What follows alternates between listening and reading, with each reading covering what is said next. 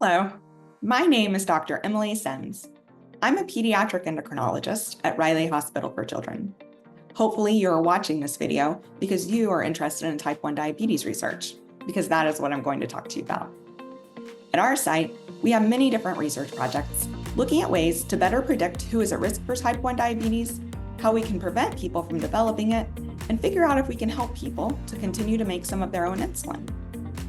Type 1 diabetes is an autoimmune condition in which your immune system attacks the beta cells in your pancreas. The beta cell is what produces insulin. So without beta cells, your body can't make the insulin your body needs, and you have to make up for that through insulin therapy. In addition to insulin replacement therapy, researchers and doctors have been trying to develop new types of treatment that target the underlying disease process for type 1 diabetes. Some of the research we are doing is looking at different agents to see if we can stop the destruction of the beta cell, or at least slow it down. The goal of these new therapies is to maintain or increase a person's own insulin production, with the hope of ultimately decreasing the amount of insulin replacement a person may need to take. Continuing to make your own insulin, even just a little, means that you don't have to take as much insulin, which can help with episodes of low blood sugar and can make it easier to control your blood sugar, which will, in the long run, help with the complications that come with diabetes. Researchers have approached this in different ways. One of our studies, called TADPOL, is looking to see if a new treatment can help with beta cell stress. The beta cells are under attack by the immune system, and this attack causes beta cells to be stressed, become unhealthy, and ultimately die. We want to see if we can de-stress the beta cell to make the beta cell healthier and live longer. By potentially making these beta cells healthier, they could hopefully help people with type 1 diabetes make more of their own insulin. The TADPOL study name stands for Targeting Diabetes with Polyamines. Polyamines are organic compounds found in living organisms that play a role in many bodily processes, including the inflammatory process of the immune system. TADPOL is a study for people that have been diagnosed with type 1 diabetes in the last 100 days. We're taking advantage of a drug called difluoromethylornithine, or DFMO for short.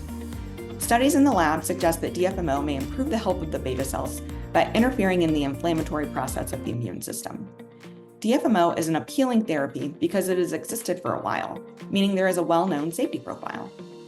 The intravenous form of DFMO is FDA approved to treat a condition called African sleeping sickness. Additionally, DFMO taken by mouth was recently approved for children and adults with a history of a certain type of cancer to prevent the cancer from coming back. Some of the known potential side effects that we've learned about from these other studies in people without diabetes are the potential to affect production of different kinds of blood cells, mild gastrointestinal tract symptoms such as belly pain or diarrhea, and mild hearing loss that typically recovers when the drug is stopped. Our team recently completed a small safety study testing different doses of the drug DFMO in 41 children and adults who were recently diagnosed with type 1 diabetes. Of these people, only one person stopped participating in the study because of drug side effects. This person had an allergic reaction to the drug. Overall, most people participating tolerated the drug well, without any serious health issues. No one had problems with hearing loss.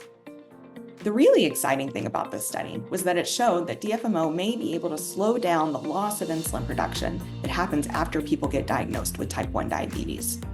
Our goal in the TADPOL study is to test this idea with a large enough number of people to answer the question more effectively.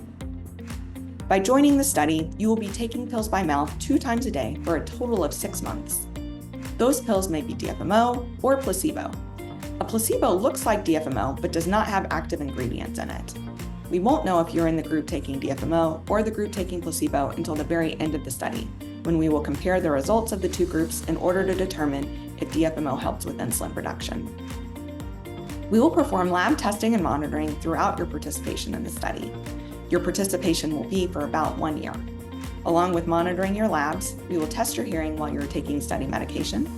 And in addition to this, we will provide people who participate in the study with a glucose sensor to monitor their blood sugars.